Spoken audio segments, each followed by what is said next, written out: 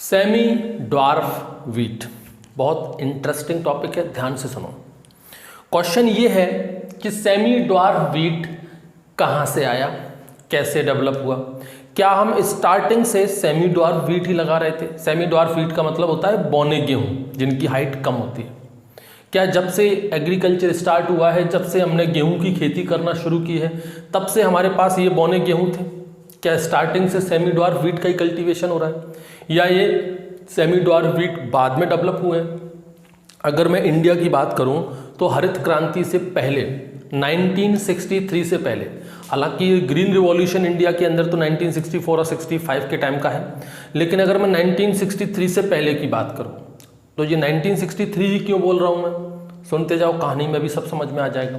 तो 1963 से पहले इंडिया के अंदर सेमी ड्वार्फ वीट जैसी कोई चीज़ नहीं थी।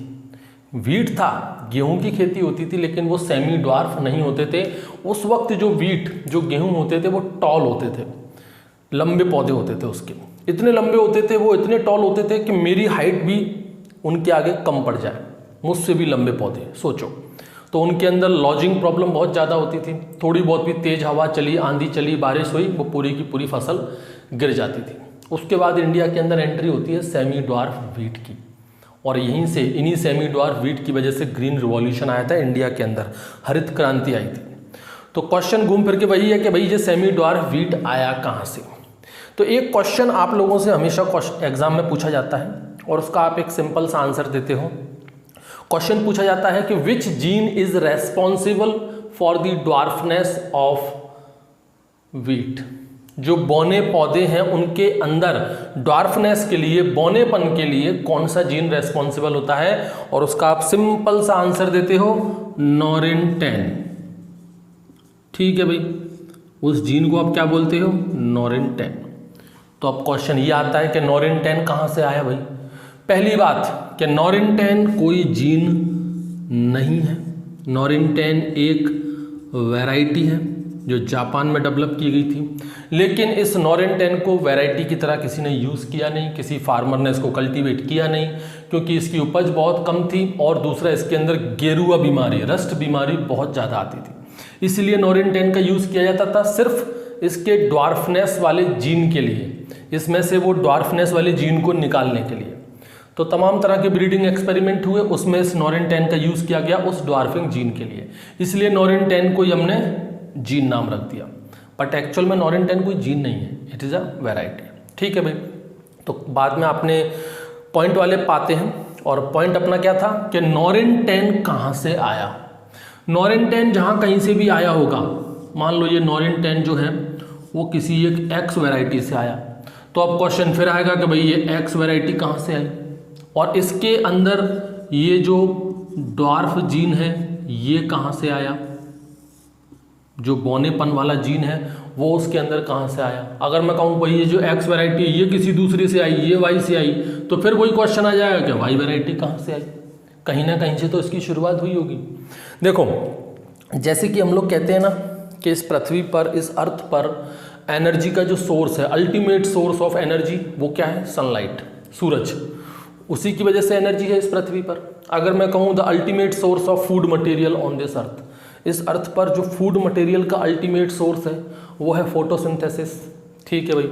ठीक उसी तरह से अगर मैं कहूँ what is the ultimate source of genetic change, genetic change का अल्टीमेट सोर्स क्या है? आखिर जेनेटिक चेंजेस क्यों होते हैं, हमारे अनुवांशिकी बदलाव क्यों होते हैं, उसका मुख्य कारण क्या है? और उसका मेन कारण है म्यूटेशन। अल्टीमेटली कहीं ना कहीं उसके अंदर म्यूटेशन हुआ होगा, रैंडम जेनेटिक चेंज हुआ होगा, जिसकी वजह से वो पौधा ड्वार्फ हो गया होगा। मतलब उसके अंदर जो जीन था, जो पहले किसी वैरायटी को टॉल कर रहा था, जो कि डोमिनेंट था, वो कैसा हो गया? रिसेसिव हो गया, मतलब वो ड्वार्फ हो गया। तो कोई भी जीन जब किसी वैरायटी के अंदर डेवलप होता है तो उसका अल्टीमेट सोर्स क्या होता है? हमेशा म्यूटेशन। ठीक है भाई। तो कहानी को बिल्कुल वहाँ से शुरू करेंगे, म्यूटेशन से, और बिल्कुल आखिरी तक आएंगे। देखो, कहानी की शुरुआत होती है जापान से। कहाँ से? जापान से। ये बात बहुत पुरानी है, लगभग 1910 और 1900 के समथिंग की बात है। तो बात कहानी कहाँ से स्टार्ट होगी? जापान से। जापान के अंदर 2 वैरायटी थी जो आज प्रेजेंट में हम जितना भी गेहूं कल्टीवेट कर रहे हैं, सेमी ड्वार्फ गेहूं हम जो कल्टीवेट कर रहे हैं, वो सब उन्हीं 2 वैरायटी की वजह से है। और वो 2 वैरायटी कौन सी हैं? एक है अकाको मूगी। अब नाम देखो ऐसे ही होंगे यार, जापान की वैरायटी है तो नाम अकाको मूगी, आप कोई सीता गीता, राम श्याम इस तरह के नाम तो रख नहीं सकते। तो वही नाम में थोड़ा सा अटपटे नाम है, याद रखना है इनको। एक वैरायटी कौन सी थी? अकाको मूगी। ठीक है, ये वहीं की एक लोकल वैरायटी थी जो कैसी थी? ड्वार्फ, छोटी थी, बोनी थी। ये ड्वार्फ कैसे हुई? म्यूटेशन की वजह से। ठीक है भाई, जापान के लोग उसको कल्टीवेट करते थे, वहाँ की लोकल वैरायटी थी। एक इटालियन साइंटिस्ट थे, या फिर कहो एक इटालियन प्लांट ब्रीडर, जिनका नाम था नाजारिनो स्ट्रेम्पेली। नाजारिनो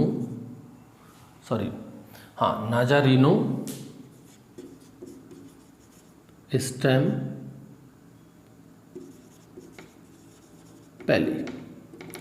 साइंटिस्ट का नाम क्या था? नाजारिनो स्ट्रेम्पेली। ये इटली के रहने वाले थे, एक इटालियन प्लांट ब्रीडर थे।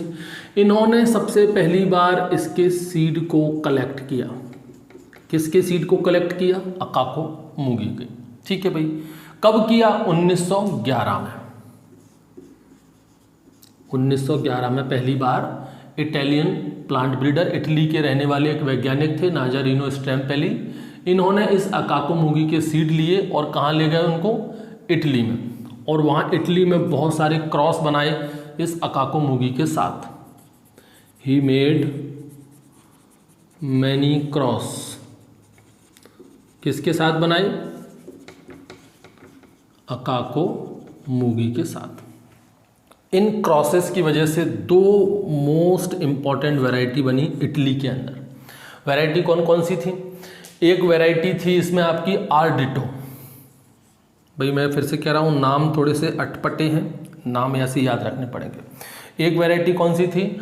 आर्डिटो। और दूसरी वैरायटी थी विला लोरी। ये दोनों इटली की वैरायटी थी जो डेवलप हुई थी अकाको मूगी के साथ क्रॉस करवाकर। ठीक है भाई, ये दोनों वैरायटी बाद में जाकर बैकबोन बनी। He became the backbone of Italian hexaploid wheat.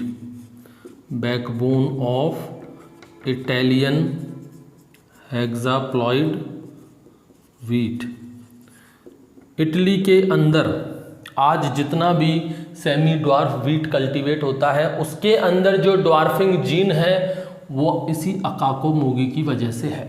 ठीक है भाई, जैसे हम लोग आंसर देते हैं ना 9 in 10, ऐसे इटली के रहने वाले लोग आंसर क्या देते हैं? आर्डिटो और विला लोरी, जो फाइनली किससे डेवलप हुए हैं?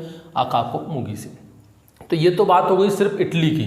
ये जो कहानी थी ये सिर्फ इटली में ही सिमट के रह गई। जो दूसरी वैरायटी थी जापान में, मैंने बताया था ना जापान के अंदर 2 वैरायटी थी, एक तो अकाको मूगी और दूसरी वैरायटी ये है सबसे इम्पॉर्टेंट। इस वैरायटी का नाम है दरुमा। नाम फिर से वैसे ये अटपटे नाम है। तो भाई दरुमा ये भी जापान की एक वैरायटी थी। तो जापान के जो प्लांट ब्रीडर थे, जापान के जो साइंटिस्ट थे, उन्होंने भी कुछ एक्सपेरिमेंट किए। उन्होंने इस दरुमा का क्रॉस कराया अमेरिका की एक हाई यील्डिंग वैरायटी के साथ, और उस हाई यील्डिंग वैरायटी का नाम है फुल्च। देखो क्या वैरायटी का नाम है? फुल्च। ये कहाँ की वैरायटी है? यूएस। उस वक्त यूनाइटेड स्टेट बोलते थे उसे, अमेरिका को। तो यूएस की एक हाई यील्डिंग वैरायटी है फुल्च, जिसके साथ इसका क्रॉस कराया दरुमा का। तो यहाँ पर क्या बना? यहाँ पर जो वैरायटी बनी उसका नाम भी ये रख दिया, दरुमा फुल्च। ठीक है, इसको कुछ लोग शिरो दरुमा के नाम से भी जानते थे। इसको शिरो दरुमा भी कहा जाता था। कई सारी बुक में, कई सारी लिटरेचर में इसको शिरो दरुमा भी कहा गया है। ठीक है, वैसे तो दरुमा फुल सिंपल है, या तो शिरो दरुमा भी याद कर सकते हो। तो इसको नाम क्या दिया गया? शिरो दरुमा। उसके बाद जापान के जो प्लांट ब्रीडर थे उन्होंने फिर इस दरुमा फुल्जका या इस सिरोदरुमा का एक और नई दूसरी अमेरिका की हाई यील्डिंग वैरायटी के साथ उसका क्रॉस कराया, और वो वैरायटी थी टर्की। क्या वैरायटी थी? टर्की। ये भी अमेरिका की एक हाई यील्डिंग वैरायटी थी, यूएस की हाई यील्डिंग वैरायटी थी टर्की। और इन दोनों का क्रॉस कराने पर बना फिर नॉरिन 10। ठीक है भाई। और ये नॉरिन 10 बना था 1934 में, 1934 में। यह है इम्पॉर्टेंट। क्या इम्पॉर्टेंट है कि नॉरिन 10 कब बना था? तो ये बना था 1934 में, 1934 में। किन के क्रॉस से बना था? दरुमा फुल्ज या फिर सिरोदरुमा और टर्की के बीच में क्रॉस कराया, जिससे बन गया आपका नॉरिन 10। ठीक भाई, 1934 में। इसके बाद कुछ समय बाद, कुछ सालों बाद आपका सेकंड वर्ल्ड वॉर स्टार्ट हो गया। और हम सबको पता है अमेरिका ने 2 एटम बॉम्ब गिराए थे जापान के ऊपर, हिरोशिमा और नागासाकी के ऊपर। उसके बाद जापान ने सरेंडर कर दिया था। तो अपना सेकंड वर्ल्ड वॉर का लास्ट टाइम चल रहा था। At the end of second world war, और ये बात है 1945 की। ठीक है, जब वर्ल्ड वॉर बिल्कुल लास्ट में चल रहा था, जापान ने सरेंडर कर दिया था। उस वक्त जापान के अंदर, अब भाई देखो, जो देश सरेंडर कर दे मतलब उस देश में किसकी आर्मी होगी? जिस देश के आगे उसने सरेंडर किया है। तो उस वक्त जापान के अंदर आर्मी कौन सी थी? यूएस की आर्मी थी। पूरी आर्मी जो है वो जापान के अंदर फैली हुई थी अमेरिका की। और इस यूएस आर्मी के साथ एक एग्रीकल्चर एडवाइज़र था, और उस एग्रीकल्चर एडवाइज़र का नाम है doctor S C. Solomon. Doctor S C. Solomon ये बड़ा मुख्य आदमी था। ये एग्रीकल्चर एडवाइज़र थे। देखो, जब भी कभी युद्ध होते हैं और जब कोई सेना किसी दूसरे देश में अंदर जाती है ना, तो सिर्फ वो सेना के लिए नहीं जाती, उसके साथ बहुत सारे साइंटिस्ट भी जाते हैं। जैसे कि ये एग्रीकल्चर एडवाइज़र गया था इन आर्मी के साथ। इसका काम क्या था कि भाई सेना तो अपना काम करेगी, इसका काम रहेगा कि अपने लायक, एग्रीकल्चर के लायक अगर कोई टेक्नोलॉजी हो, कोई नई चीज़ हो वहाँ पर मिल जाए, तो उसको वो अपने देश में ले आएगा। तो डॉक्टर एस.सी. सोलेमन यूएस आर्मी के साथ थे, जापान के अंदर ही थे। तो बताओ इनकी नज़र कहाँ पड़ी? इनकी नज़र पड़ी नॉरिन 10 के ऊपर। और जब इन्होंने पहली बार नॉरिन 10 को देखा तो ये आश्चर्यचकित रह गए, सरप्राइज्ड हो गए कि इतना छोटा गेहूं, इतना कम ड्वार्फ का गेहूं कैसे हो सकता है। इन्होंने फट से क्या किया? इसके कुछ सीड को कलेक्ट किया। किसने कलेक्ट किया? Doctor S C. सोलेमन ने नॉरिन 10 के कुछ सीड कलेक्ट किए। कब कलेक्ट किए? 1945 में। और बाद में एक दूसरे वैज्ञानिक थे डॉक्टर O.A.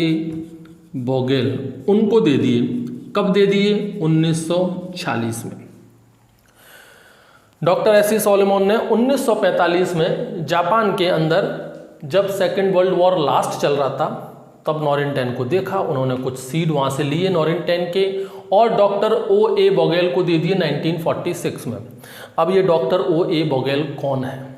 ये वॉशिंगटन यूएसए में एक बीट ब्रीडिंग इंस्टीट्यूट है, एक बीट ब्रीडिंग सेंटर है, जिसका नाम है north west pacific beet breeding station. लिख लो चाहो तो। उसका नाम था north west pacific beet breeding station. तो ये जो O.A. बोगेल थे वो एक प्लांट ब्रीडर थे और स्पेशली ये वीट के ऊपर काम करते थे। तो ये कहाँ पर था? ये था आपका वॉशिंगटन यूएसए के अंदर। तो फाइनली नॉरिन 10 सीड किसके पास पहुंच गया? Doctor O.A. बोगेल के पास। इन्होंने कब पहुंचा? जी 1946 में। इन्होंने भी फिर कुछ एक्सपेरिमेंट किए, कुछ क्रॉस बनाए इस नॉरिन 10 के साथ। इन्होंने क्या किया? इस नॉरिन 10 के साथ क्रॉस किया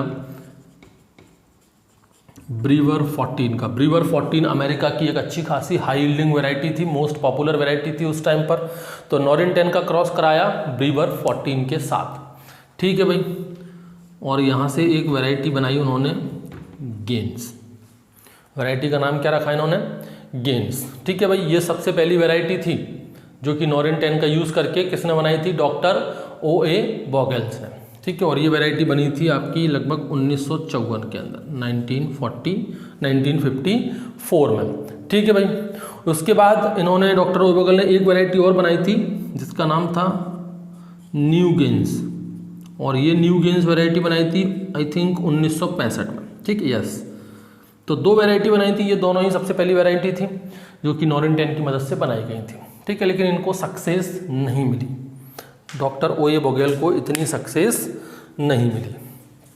अब देखो, इसको मिटा दूँ मैं। अब कहानी स्टार्ट होती है और कहानी का मोड़ जाने वाला है किसके पास, अब हमारे रेस्पेक्टेड नॉर्मन बोरलॉग के पास। अब उनकी एंट्री होने वाली है। क्या हुआ फिर, डॉक्टर O.A. बोगेल के पास अब 3 वैरायटी हैं। कौन कौन सी, एक तो नॉरिन 10 है ये, दूसरा ये नॉरिन 10 इंटू ब्रीवर 14, इसकी कुछ लाइंस हैं, सेग्रीगेटिंग लाइंस हैं। ठीक है भाई, और तीसरी वैरायटी थी ये गेन। ध्यान दो, नॉरिन 10 पहली वैरायटी, ये O.A. बोगेल्स के पास है। नॉरिन 10 इंटू ब्रीवर 14 के कुछ लाइंस, सेग्रीगेटिंग लाइंस, वो भी बोगेल के पास है, और गेन ये भी बोगेल के पास है। अब क्या हुआ, इन तीनों वैरायटी के सीड किसको पास गए, किसने इन तीनों वैरायटी के सीड लिए, डॉक्टर नॉर्मन बोरलॉग। ये उस वक्त सिमिट मैक्सिको में प्लांट ब्रीडर थे। हालांकि उस वक्त तो सिमिट मैक्सिको था ही नहीं, बना ही नहीं था, सिमिट तो बाद में जाके बना, लेकिन एक ब्रीडिंग स्टेशन वहाँ पर था। ठीक है, जो बाद में जाके सिमिट में कन्वर्ट हुआ। तो सिमिट मैक्सिको में एक प्लांट ब्रीडर थे जिनको हम नॉर्मन बोरलॉग के नाम से जानते हैं। सबसे बहुत फेमस है, सभी लोग जानते हैं, जितने भी एग्रीकल्चर के स्टूडेंट्स हैं। इनको फादर ऑफ ग्रीन रिवॉल्यूशन भी कहा जाता है। क्यों कहा जाता है, अभी सब पता चल जाएगा।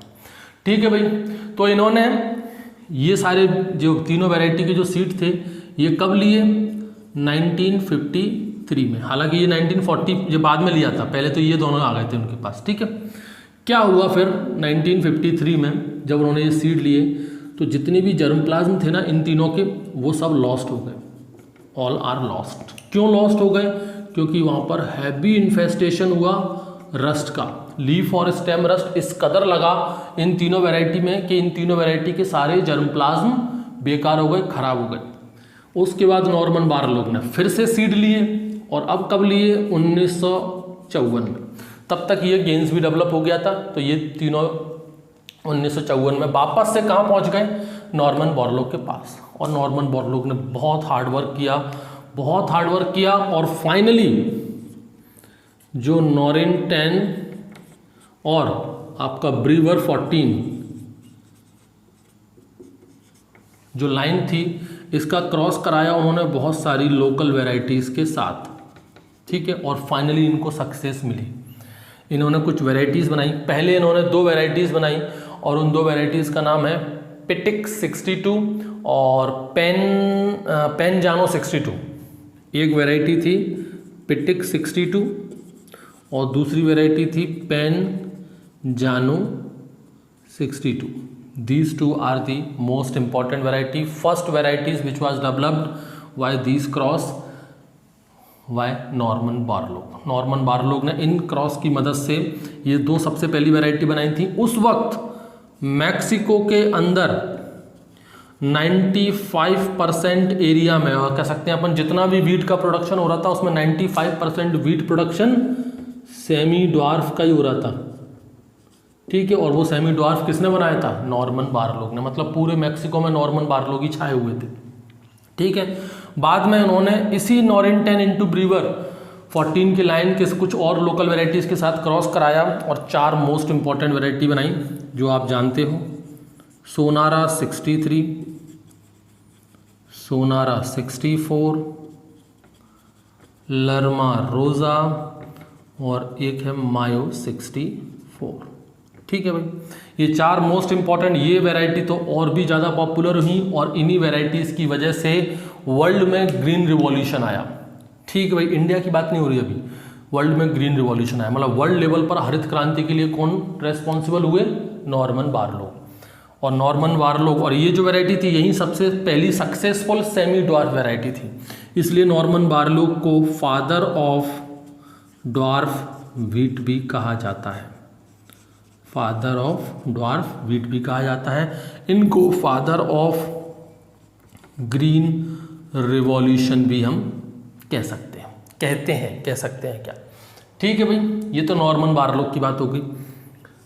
अब अपने इंडिया में कैसे ये वेराइटीज़ आएंगी? अभी तक इंडिया में कुछ नहीं हुआ, ठीक है भाई। तो बात कब की है? 1963 की। कहाँ पर? इंडिया। देश आज़ाद हुआ था अपना 1947 में, धीरे धीरे प्रोग्रेस कर रहा था।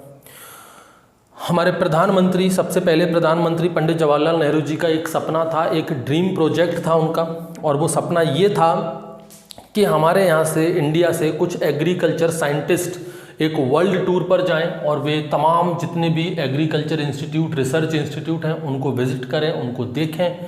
वहाँ पर अगर कुछ इम्पॉर्टेंट टेक्नोलॉजीज़ हैं, कुछ इम्पॉर्टेंट वेराइटीज़ हैं, कोई इम्पॉर्टेंट रिसर्च है, उसको इंडिया के अंदर लेकर आएँ, जिससे इंडिया में एग्रीकल्चर का प्रोडक्शन बढ़े। और क्योंकि चूँकि हमारा देश जो मेन जो था वो एग्रीकल्चर पर ही डिपेंड था, हमारी इकोनॉमी पूरी एग्रीकल्चर से ही थी, आज भी है। तो एग्रीकल्चर को और इम्प्रूव करने के लिए उनका एक ड्रीम प्रोजेक्ट था। उसी ड्रीम प्रोजेक्ट को पूरा करने के लिए IAR, Indian agriculture research institute ने एक प्रोजेक्ट चलाया। उस प्रोजेक्ट के अंतर्गत डॉक्टर AB जोशी, अब देखो मैं आपको जो सारी बातें बता रहा हूँ ये सिर्फ लिटरेचर की बातें हैं, क्योंकि मैं भी उस वक्त नहीं था और मुझे भी ऐसा कोई बड़ा एक्सपीरियंस नहीं है, क्योंकि मेरी इतनी उम्र नहीं हुई है अभी, ठीक है। तो जो भी बातें मैं आपको बता रहा हूँ वो सब लिटरेचर और बुक में दी हुई हैं, ठीक है। तो उन बातों को सिंप्लीफाई करके बड़े आसान तरीके से मैं आपको समझाने की कोशिश कर रहा हूँ। तो कुछ बातें इधर उधर हो सकती हैं, ठीक है। तो ऐसा नहीं है कि भाई डॉक्टर AB जोशी आप कहोगे सर इनको तो मैं जानता हूँ, ऐसी तो कोई बात हुई नहीं थी, ये नहीं हुई थी, वो नहीं हुई थी। तो इतना आपको गहराई में नहीं जाना है। मैं आपको जो कुछ भी बता रहा हूँ वो सब लिटरेचर पर डिपेंड है, किताबों में ऐसा दिया हुआ है, ठीक है भाई। तो डॉक्टर AB जोशी उस वक्त थे जो कि डीन फैकल्टी थे उस वक्त, कहाँ के? IARI के, ठीक है। इनको जिम्मेदारी दी गई वर्ल्ड टूर पर जाने के लिए।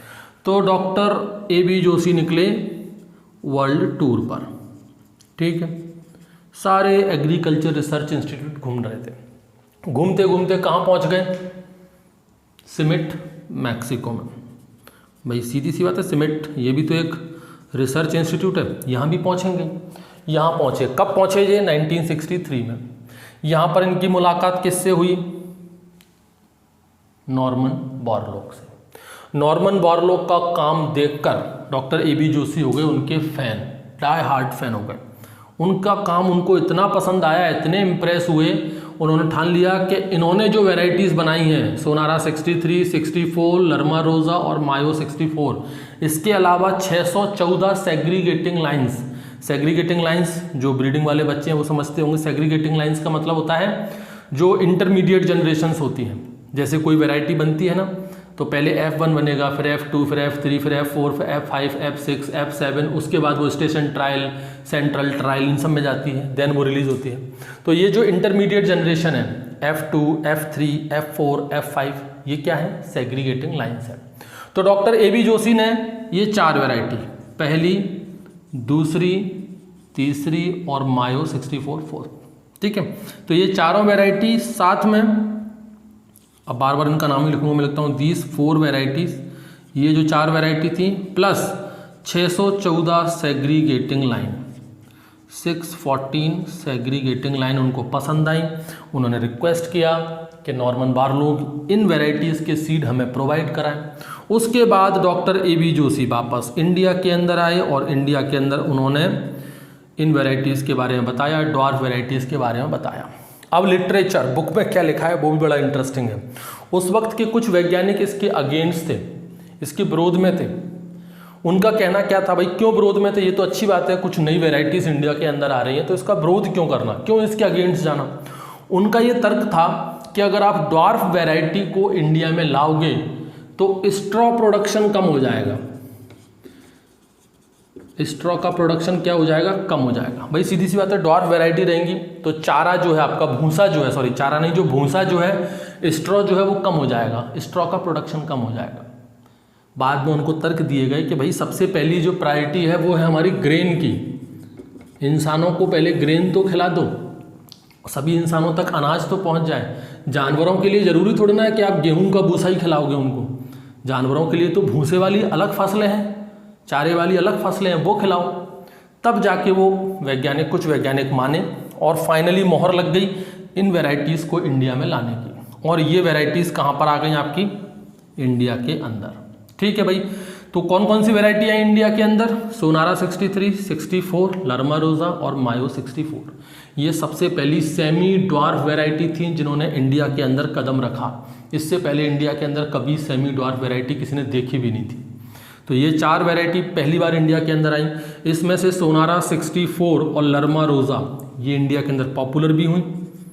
सोनारा 64 और लरमा रोजा, इन दोनों वेराइटियों को तो सेम नाम से बिना कुछ बदलाव किए एज इट इज इंडिया के अंदर रिलीज कर दिया कमर्शियल कल्टीवेशन के लिए। तो इस तरह का जो इंट्रोडक्शन है ना, इसे क्या बोलते हैं अपन, इसे कहते हैं प्राइमरी इंट्रोडक्शन। पहली बात तो इंट्रोडक्शन क्या होता है, प्राइमरी इंट्रोडक्शन। सेकंड, इस पर मैं वीडियो बना चुका हूं, आप लोग देख लेना। किसी भी जीनोटाइप में हमने कोई चेंज नहीं किया, जो भी इंट्रोड्यूस्ड जीनोटाइप था जो पहली बार अपने इंडिया के अंदर आया उसमें हमने कोई बदलाव नहीं किया, उसके जेनेटिक स्ट्रक्चर में कोई बदलाव नहीं किया। जो नाम से वो मैक्सिको में फेमस थी उसी नाम से हमने उसको इंडिया में कमर्शियल कल्टीवेशन के लिए रिलीज कर दिया।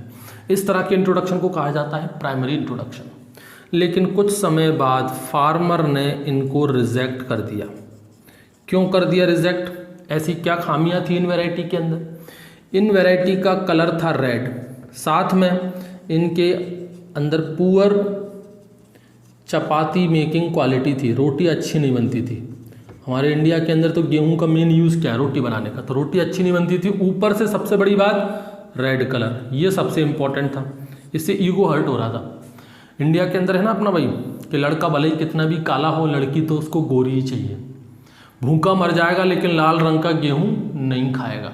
इंडिया के अंदर लाल रंग का गेहूं तो हम अपने चौपों को खिलाते हैं, जानवरों को खिलाते हैं, इंसान कैसे खा लेगा। बात ईगो पे आ गई, अरे लाल रंग का गेहूं हम कैसे खा लें भाई, भले ही कम खा लेंगे अच्छा खाएंगे लेकिन लाल रंग का गेहूं हमें पसंद नहीं है। तो लाल रंग के गेहूं की वजह से पुअर चपाती मेकिंग, रोटी अच्छी नहीं बनती, ये तो बहाना है।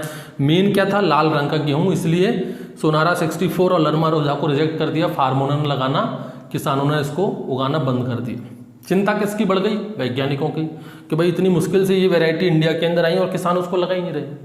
उसके बाद वैज्ञानिकों की नज़र गई कहाँ पर, इन 614 सेग्रीगेटिंग लाइन पर, कि भाई ये भी तो लाए थे, इनका क्या किया जाए। तो वैज्ञानिकों ने यहाँ से सिलेक्शन मेथड किया, इन 614 सेग्रीगेटिंग लाइन में इनमें कुछ जेनेटिक चेंजेस किए और 2 वैरायटी बनाई जिनका नाम था सोनालिका और कल्याण सोना। सोनालिका और कल्याण सोना, इस तरह का जो इंट्रोडक्शन है उसे कहा जाता है सेकेंडरी इंट्रोडक्शन। जब भी किसी इंट्रोड्यूस्ड वैरायटी के जेनेटिक स्ट्रक्चर में बदलाव करके फिर उसे रिलीज किया जाए तो उसे कहते हैं सेकेंडरी इंट्रोडक्शन, जिसका एग्जाम्पल था सोनालिका और कल्याण सोना। इनका जो कलर था वो था अंबर कलर की थी ये, ठीक है भाई, जिसको आज भी हम अंबर कलर ही पसंद करते हैं गेहूं में। तो रेड कलर होने की वजह से हमने सोनारा 64 और लरमा रोजा को रिजेक्ट कर दिया था। तो इस तरह से इंडिया के अंदर सेमी ड्वार्फ वीट आए और इन्हीं सेमी ड्वार्फ वीट की वजह से इंडिया में ग्रीन रिवॉल्यूशन हुआ। और इंडिया के अंदर फादर ऑफ ग्रीन रिवॉल्यूशन कौन कहलाते हैं, डॉक्टर MS स्वामीनाथन जी। ठीक है भाई, तो ये तो थी सेमी ड्वार्फ वीट के डेवलपमेंट की कहानी, जापान से शुरू हुई और अपने इंडिया पे आके ख़त्म।